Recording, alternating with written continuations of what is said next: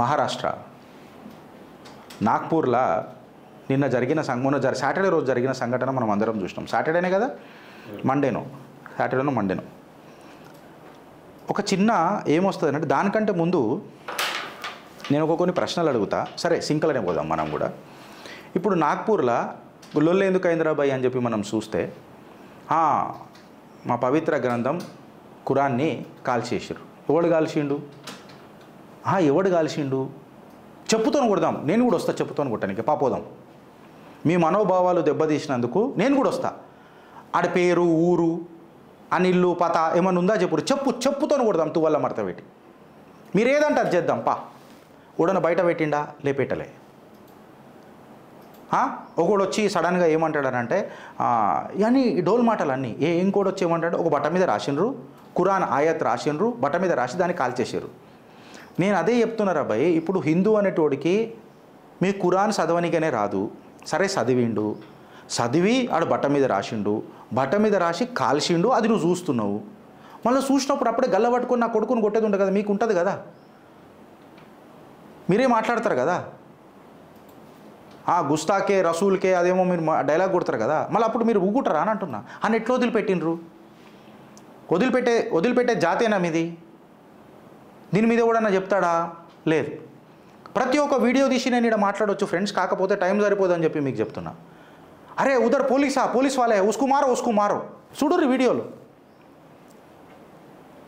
ఇప్పుడు ఘటన ఏందాడ, ఔరంగజేబ్ కానీ బొందలగడ్డ మీద మాకు అవసరం లేదు, ఆయనకి 6,50,000 రూపాయలు సంవత్సరానికి ఎందుకు ఇవ్వాలి?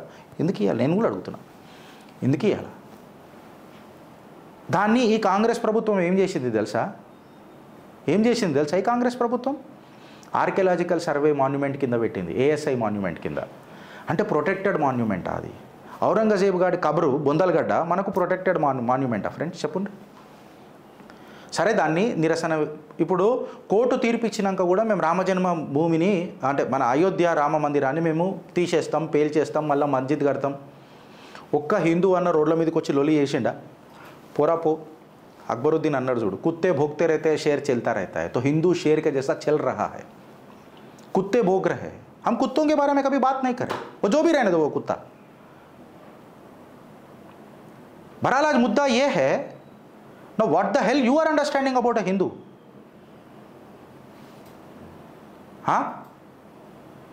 నువ్వు పీస్ఫుల్ మనిషివి కదా, నువ్వు డిస్కస్ చేయొచ్చు కదా.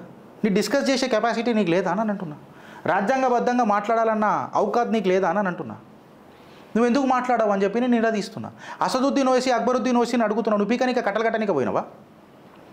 ఈ మొఘల్ సల్తనత్ ఎవడెవడు పుట్టిండో, ఓడు అయ్యల పుట్టిండో, ఓడు అమ్మల పుట్టిండో తెలియదు. ఎవడు ఏ అయ్యతో, ఏ చెల్లెతో, ఏ అమ్మతో, ఏ ఆడబిడ్డతో సంసారం చేసిండో తెలియదు. ఇసుటి జాతిది. ఇది protected monument according to the Congress. రామజన్మభూమికి రానికే చేతగాది రాహుల్ గాంధీకి. బాబర్ ఖాన్ సమాధి దగ్గరకు పోతాడు, అరే ఇది భారతదేశం రా రాహుల్ గాంధీ, ఇది భారతదేశం రా రాహుల్ గాంధీ, ఇది బాబర్ దేశం కాదురా నాయనా అని చెప్పినా మనోనికి అర్థం కాదు. తుష్టీకరణ సంతుష్టీకరణ రాజకీయాలు. ఆడ వీడియోలు చూస్తే ఏమని వస్తుంది, ఒక పోలీస్ వాళ్ళ జారా ఉస్కుమారు, పోలీస్ వాళ్ళే క్యాబ్ గడా. చలో కొట్లాట అయిందని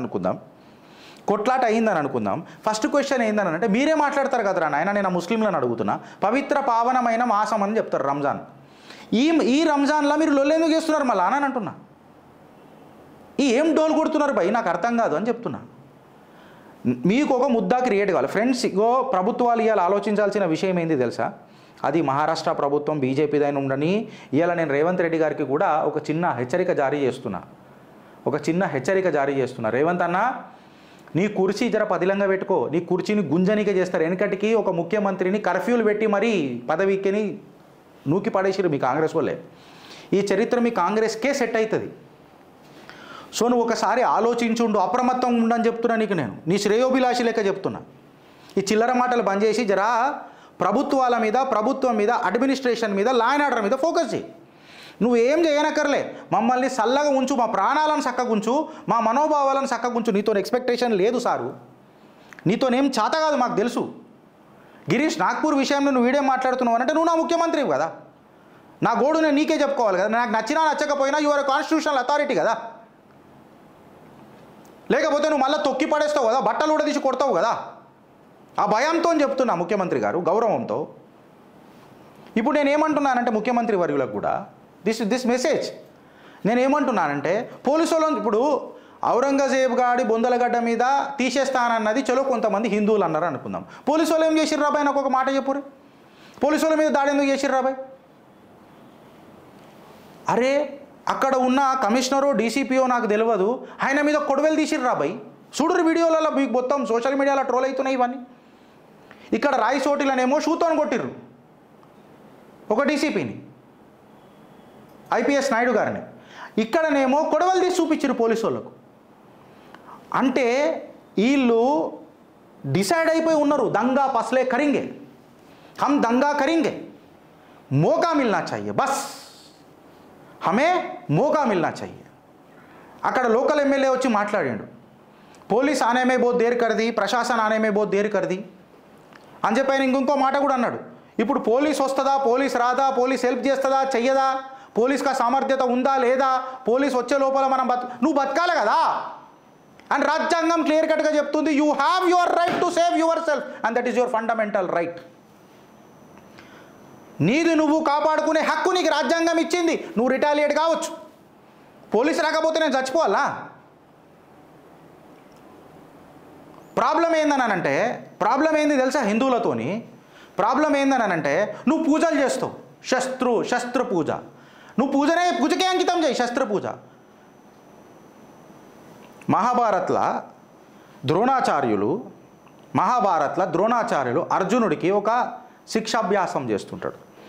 ఏమని చేస్తాడంటే, అర్జున ఎప్పుడైతే నీ దగ్గర శస్త్రాలు ఉన్నాయో ఆ టైంలో నువ్వు శత్రువుని ఎట్లా చంపుతావు అని చెప్తే అప్పుడు ద్రోణుడు ఇచ్చిన శిక్షణ అర్జునుడికి ఏందనంటే, నీ మనసు స్వచ్ఛమైందైతే, నీ గురుభక్తి స్వచ్ఛమైందైతే, నీ తపస్సు పవిత్రమైందైతే, నీ తల్లిదండ్రుల పైన ఉన్న నీ గౌరవం పవిత్రమైందైతే, ప్రకృతిలో ఉన్న ఏ అంశము కూడా అదొక అస్త్రంలాగా మారుతుంది అని చెప్పిండు. ఏం చెప్పినావు గిరీష్ ఇప్పుడు నువ్వు అని అంటే, ఇది చెప్తున్నా, ఇది వాళ్ళ ఇంట్ల మీద ఎందుకు ఉంటాయి అని అంటున్నా. ఇవి ఇంట్లలో ఎందుకు ఉంటాయి అంటున్నా. ఇది రాయి, ప్రకృతి ఇచ్చిన రాయి, ఇది పొటెన్షియల్ వెపన్ అయిపోయింది ఇవాళ. ఈ పత్తర్ పుత్రులకు ఈ పొటెన్షియల్ రాయి అనేది ఒక పొటెన్షియల్ వెపన్ అయిపోయింది ఇవాళ. మళ్ళీ రాళ్ళు పెట్టుకోనిక లైసెన్సులు ఉండాలా అని ముఖ్యమంత్రులను అడుగుతున్నా నేను. ఇక ఎందుకనంటే నా ఇంటి మీద ఇటుక పిల్లలు కాదు కదా, దుమ్ము పెచ్చ ఉండదు, బోకు పెంచలు ఉండయి, ఊకి ఓసిడిగాళ్ళం మనం. ఇంత చెత్త మనం పెట్టుకోమా. అదే వీళ్ళ ఇంట్ల మీద రాళ్ళు పెట్టుకొని ఫంగస్లు వచ్చేస్తున్నాయి, రాళ్లకు గ్రీన్ అయిపోతే బ్లాక్ అయిపోతే ఇన్ని రోజుల నుంచి మేము రాళ్ళు పెట్టినాం. అట్లా కాదు, ఆ రాళ్ళని అన్నిటి ఓడి మీద వర్షం కురిపియాలా, వాళ్ళకి ఏదో ఒకటి కావాలా. कुरान जल गया, कहाँ जल गया भाई? उसका नाम क्या है, उसका पता क्या है, वो कौन था, बता तो सही. అరే చెడ్డిప్పి కొడదాం రా భాయ్, నేనే చెప్తున్నాడు, హిందూ అయినా సరే కొడదాం రా భాయ్, చెప్పుతా, చూపెట్టు నాకు సబూత్. ప్రాబ్లం ఆడొస్తున్నది ఫ్రెండ్స్, ప్రాబ్లం ఆడొస్తున్నది. పోలీసు వాళ్ళు కాపాడాలని మనం అనుకుంటున్నాం. పాపం పోలీసు వాళ్ళు వాళ్ళ ప్రెస్ మీట్ పెట్టి చూస్తే 33 మంది పోలీసు వాళ్ళు ఈ దుర్ఘటనకు బలైనరు, ఘోరాతి ఘోరంగా రక్తపాతంకి గురైనరు, దాడులు జరిగినాయి వాళ్ళ మీద. వీళ్ళు పోలీసు వాళ్ళని కూడా వదిలిపెట్టలే. పోలీసు వాళ్ళు ఏం తప్పు చేసిర్రు? This is a rehearsal for Waqf amendment bill.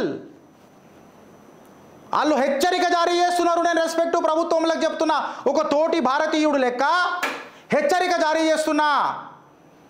నా భారత్ని కాపాడుకునే కెపాసిటీలా నేను నా ప్రయత్నం చేస్తున్నా. వాళ్ళు హెచ్చరిక జారీ చేసి రిహార్సల్లు చేస్తున్నారు, మోకేగా ఫైదా ఉటాంచనిక ప్రయత్నం చేస్తున్నారు. పవిత్ర పావనమైన రంజాన్లా ఇంటి మీద రాళ్ళెట్లు వచ్చినాయి, ఇక్కడ పక్కన హిందూ దుకాణం కాలిపాయి, అక్కడ పక్కన హిందూ దుకాణం కాలిపాయి, మధ్యలో ఉన్న ముస్లిం దుకాణాలు మాత్రం పర్ఫెక్ట్ ఉన్నాయి. ఢిల్లీ దంగలలో కూడా గట్లనే ఉన్నది, నిన్న నాగ్పూర్ దంగలలో కూడా గట్లనే ఉన్నది. ఓన్లీ అండ్ ఓన్లీ హిందూ కార్లు కాలిపోయినాయి. అట్లెట్లా? దంగా అంటే అన్నీ కాలిపోతాయి కదా. ఈ గ్రూప్లలోకైనా ఒకటి పుట్టుకొని వస్తాడు ఫ్రెండ్స్, ఆడ 4-5 బండ్లు కాలబెట్టేసి ఉంటాడు, హిందువులై కాలబెట్టేసి మెల్లగా టోపీ పెట్టుకొని వచ్చి పక్కకు వచ్చేసి ఒక దగ్గరికి వచ్చి వాడి బండి వాడే కాలబెట్టుకుంటాడు, వాడి బండి వాడే పెట్టుకొని విక్టిమ్ కార్డ్ ప్లే చేసి మేతో నమాజ్ పాడ్కే ఆరాతా, नमाज पढ़ के आ रहे का अचानक यहाँ पे पूरे दंगे पसले हो रहे थे, पत्थरबाजी हो रहा था उधर इधर से, और कुछ लोग आए थे, एक भीड़ आया था, उसमें हिंदू भाई थे, हम तो उनके साथ बैठ के मिल के खाते थे, हम तो इफ्तियार भी आज उनके साथ ही करके आए थे, लेकिन मुझे ये पता नहीं था कि वो ऐसा कर दिए.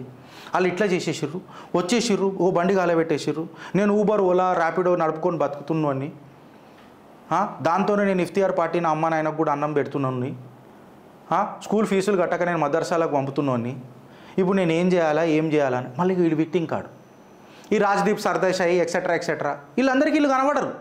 హిందూ బండ్లు కాలిపోయినా కనబడాయి, హిందూ ఇల్లులు కాలిపోయి, ఇగో వీడు ఒక్క విక్టింగ్ కాడిగా పోట్రే అవుతుంది. ఇక మొత్తం డించాక్ డోల్ అని చెప్పి ఇట్లా ఫ్రేమ్లో పెడతారు, పెద్ద ఫ్రేమ్లో. రామ్ గోపాల్ మిశ్రా మీద కూడా మాట్లాడుతున్నాడా, సిగ్గుండాలరా హిందూ అనంట. 23 బుల్లెట్లు కొట్టిర్రా నీ సోదరుడికి, 23 బుల్లెట్లు. And I'm talking about my right on a constitutional note, and it is my fundamental right. ప్రభుత్వాలు ఏమన్నా ఉండని ఫ్రెండ్స్, పోలీసులు ఎంతవరకు కాపాడతారు పాపం.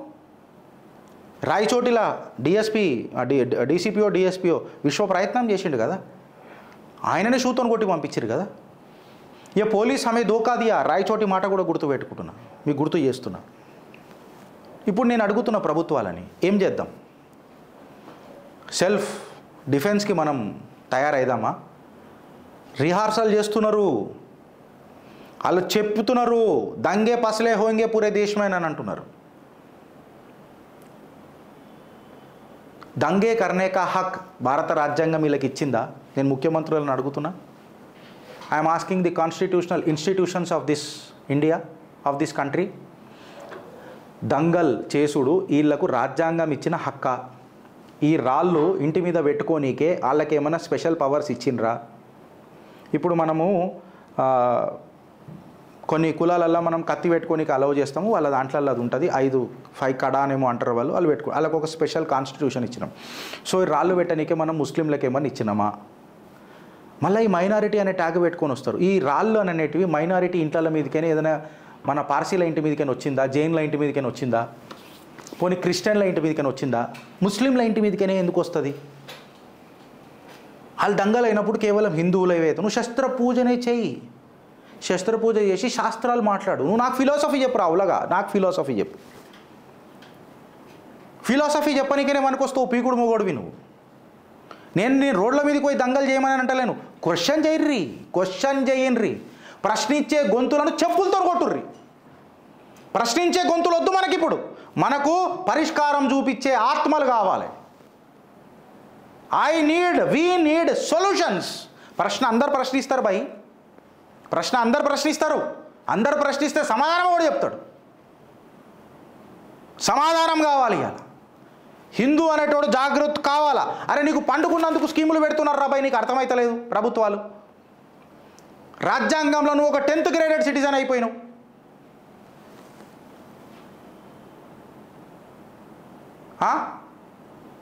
ఈ పందుల పుట్టిన వారసులు ఉంటారు కొంతమంది. పందుల పుట్టిన వారసులు ఈయన చిల్లరగాళ్ళంతా, వాళ్ళకు 2 సైడ్న కనబడది. 17th సెంచరీ లెక్క మనం తీసుకోబోతున్నాం దేశాన్ని, 21st సెంచరీలా కర్ఫ్యూల లెక్క తీసుకోబోతున్నాం. మనం డెవలప్మెంట్ గురించి మాట్లాడడానికి ఎవడన్నా ముస్లిం యువకుడు యాక్సెప్టెన్స్లు ఉన్నాడా? అసదుద్దీన్ ఓవైసీ నన్ను ఎంపీ చేస్తే నేను ముస్లింలను అక్కడికి తీసుకుపోతా, మీకు ఉద్యోగం ఒక్కనాడన్నా మాట్లాడిండా? मेरे को जिताइए, मैं आपके लिए लड़ूंगा. बैगन क्या लड़ता है रे बाबा, तू लड़ने के लिए बचा क्या? दोस्त को दोब्बिर కదా ఖజానాను మొత్తము. ఒక్కనాడన్నా అరే నేను ఏం అడుగుతున్నా, నువ్వు ఎంతమందికి ఉద్యోగాలు ఇచ్చినావు హైదరాబాద్లో అని అడుగుతున్నా. అరే నీ పక్కకున్న నీ నియోజకవర్గంలో యునానీ హాస్పిటల్ని డెవలప్ చేస్తే ఎంతమంది ముస్లింలకు ఉద్యోగాలు వస్తున్నారా భయ్? నువ్వు ఫస్ట్ అది చెప్పు. నువ్వు ఎంతమంది మహిళలకు ఇజ్జత్దార్ నౌకరీలు ఇప్పించినావు చెప్పు నాకు. నువ్వు ఎంతమంది ముస్లింల పక్కన ట్రిపుల్ తలాక్లా జరుగుతుంటే, అలా జీవితాలు సంకరాకుతుంటే, మ్యారేజ్ ఈజ్ అ కాంట్రాక్ట్ అని చెప్పి నీ ముస్లిం మహిళను రోడ్డు మీదకి ఇడిచిన సిగ్గు తప్పిన శాసనసభ్యుడివి నువ్వు ఇలా అమన్ గురించి మాట్లాడతావా?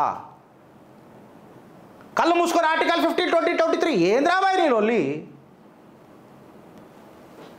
ఎమోషనల్ ఉండొద్దు అని అంటే మళ్ళీ ఎట్లుండాలా? అక్కడ పోలీసు వాళ్ళు 33 మందికి మీద దాడి జరిగింది. రాయచోటిలో పోలీసు వాళ్ళ మీద దాడి జరిగింది. ఈడ ఏదైనా పాపం పోలీసు వాళ్ళే, బందోబస్తు చేసేది పోలీసు వాళ్ళే. నౌ లెటస్, నేను అన్న మాటకు నేను ఇప్పుడు పరిష్కారం చెప్తున్నా. ప్రశ్నించే గొంతులు ఇప్పుడు చాలా అయిపోయారు. ప్రశ్నించే గొంతును గెలిపించుకుందాం, పీకుడు బుట్ట ఏముండదు ప్రశ్నించే గొంతుకు. ఇప్పుడు సొల్యూషన్ చెప్తున్నా. శ్రీరామనవమి వస్తుంది, అప్రమత్తంగా ఉండుర్రి. నేను ఈ ప్రభుత్వానికి చెప్తున్నా, లా అండ్ ఆర్డర్ని కాంప్రమైజ్ చేయకుర్రి. చల్లగున్న భాగ్యనగరాన్ని బగ్గుమనిపియకుర్రి. సిగ్గు శరం లేని ప్రభుత్వాలకు నేను హెచ్చరిక జారీ చేస్తున్నా. ఎస్పెషలీ మా గౌరవనీయులు రేవంత్ రెడ్డి గారికి నేను క్లియర్ కట్గా చెప్తున్నా, సార్ మీ కుర్చీ గుంజే పెద్ద ప్రక్రియ జరుగుతుంది. దయచేసి అప్రమత్తంగా ఉండుర్రి. మీరు వచ్చినప్పటి నుంచి దేవాలయాల మీద దాడులు ఎక్కువైనాయి. నేను ఇంకా మీకు సపోర్ట్ చేసి మాట్లాడుతున్నా. ముఖ్యమంత్రి కుర్చీలో కూర్చున్న మీరే దేవాలయాల మీద దాడి చేస్తారని చెప్పి నేను ఎప్పుడు అనుకుంటలేను. మీ ప్రభుత్వాన్ని ప్రోత్సహిస్తారని చెప్పి నేను అనుకుంటలేను. కాకపోతే మీతో ఎక్స్పెక్టేషన్, మీరు ఏమి యాక్షన్ తీసుకుంటున్నారు సార్? ఇవాళ యావత్ భారతదేశానికి ఒక సూచన ఇస్తున్నా. ఎక్కడెక్కడనైతే ముస్లిం పాపులేషన్ ఎక్కువ ఉందో అక్కడక్కడ నుంచి ఇంట్ల మీద నుంచి రాళ్ళు పడ్డాయి. ఎక్కడెక్కడైతే ముస్లిం పాపులేషన్ ఎక్కువ ఉందో అక్కడ నుంచి పెట్రోల్ బాంబులు పడ్డాయి. ఆ ముస్లిం ఇలాకాలలో ఉన్న హిందువుల ఇంట్ల మీద ఘోరాతి ఘోరంగా దాడి జరిగింది. ముస్లింల స్కూళ్ళు, బైకులు, బండ్లు, వ్యాపార దుకాన్లు, వాటి మీద ఏం కాలే. కాకపోతే హిందువుల దుకాన్ల మీదనే దాడులు జరిగినాయి. ఇది టైమ్ అండ్ అగైన్ ప్రూవ్ అయింది. ఒక స్పెషల్ పోలీస్ స్టేషన్ ఖచ్చితంగా ఉండాలా, బెటాలియన్ ఫోర్స్ దిగాల. జై శ్రీరామ్ అనేది ఒక వార్ క్రై ఎట్లయితుంది? స్పెషల్ పోలీస్ స్టేషన్ ఖచ్చితంగా దిగాల. వాళ్లకు ఈ మాబ్ని కంట్రోల్ చేసే స్పెషల్ ట్రైనింగ్లు ఉండాలి. ఎప్పుడైతే మనం క్రౌడ్ మేనేజ్మెంట్ అని అన్నామో, ఈ డిజాస్టర్ మేనేజ్మెంట్ టాక్టిక్స్లల్లో అటు ఆర్మ్డ్ ఫోర్సెస్ కాకుండా, ఇటు నార్మల్ పోలీస్ కాకుండా, ఈ మాబ్ని ట్యాకిల్ చేసే ఎక్విప్మెంటు అండ్ పోలీసులను ఖచ్చితంగా తీయాలి. ఖచ్చితంగా ఈ పోలీస్ బలగాలను మనము కొత్త డిపార్ట్మెంట్ని తయారు చేయాలి. ఇది 140 కోట్ల జనాభా ఉన్న భారతదేశం. దర్యాప్తులు డిలే కాకుండా పటాక్ మనని ఇన్వెస్టిగేషన్ జరగాల. ఫస్ట్ మాబ్ అనేది కంట్రోల్ కావాలా. అటు హిందూ అయినా అటు ముస్లిం అయినా మాబ్ ఫస్ట్ కంట్రోల్ అయితే శాంతి భద్రతలు ఆటోమేటిక్గా కంట్రోల్ అవుతాయి. ప్రభుత్వాలు చాలా సేఫ్గా ఉంటాయి. దేశం ప్రపంచ స్థాయిలో బలంగా ఉంటుంది. ఈ రక్షక బలగాలను సపరేట్గా డిజైన్ చేయాలా. దీనికి ఒక డిపార్ట్మెంట్ సపరేట్గా ఉండాలా. ఇది డైరెక్ట్ సెంట్రల్ బలగాలతోని ఉండాలా. ఎందుకనంటే పోలీసోడికి ముఖ్యమంత్రి చెప్పిండా, హోమ్ మినిస్టర్ చెప్పిండా, లేకపోతే కమిషనర్ చెప్పిండా, కమిషనర్ మావోడు, కమిషనర్ పండుకుండు, కమిషనర్ నిలబడ్డాడు, కమిషనర్ మెడిటేషన్ చేస్తుడు, ఇది కాదు ఆడ కావాల్సింది. కలెక్టర్ ఆదేశాలు ఇయ్యలే, మంత్రి చెప్పిండు, మంత్రి వద్దనన్నాడు, ఆ జీప్ వచ్చే లోపల జీప్ టైర్ పంక్చర్ అయింది కాదు. ఇది అబ్సల్యూట్గా మాబుని కంట్రోల్ చేయనీకే అబ్సల్యూట్గా డెసిషన్ తీసుకునే ఆటోనమస్ బాడీ ఉండాలి. లేకపోతే home minister of India, ministry of home అఫేర్స్కి ఇది అఫిలియేట్ కావాలా. ఎక్కడెక్కడైతే ఈ పాపులేషన్స్ ఉంటాయో, పోనీ చలో ముస్లిం పాపులేషన్లు అనే దానికంటే నేను వెనకకి తీసుకుంటున్నా. ఎక్కడెక్కడైతే సెన్సిటివ్ ఏరియాస్ ఉంటాయో, ఇప్పుడు రామ్ గోపాల్ మిశ్రా చచ్చిపోయిన ఇలాకా, చెంగిచెర్ల, భాగ్యనగరంలో చెంగిచెర్ల, ఇవాళ నాగ్పూర్, మొన్న బజ్రంగ్ హనుమాన్ చాలీసా దుకాన్లో పెట్టుకుంటే నమాజ్ టైంలో నువ్వు అట్లెట్లా పెట్టుకున్నావు రా అని చెప్పి కొట్టి చంపిర్రు అంటే కొట్టిర్రు అని బెంగళూరు. ఆ ఘటన మీకు యాద్ చేపిస్తున్నా. మర్చిపోయినాం మనం. It was an another day for Hindu. But ఆడ సఫర్ అయినోడికి తెలుసు కదా, కుక్కను కొట్టినట్టు కొట్టిర్రని పాపం. హనుమాన్ ఆడేం పెట్టిండు ఆన్ దుకాన్లో, వాడు హనుమాన్ చాలీసా పెట్టుకున్నాడు. తప్ప? మేము ఇచ్చిన సూచనలు ఏమన్నా తప్ప? భారత్ మాతాకి జై.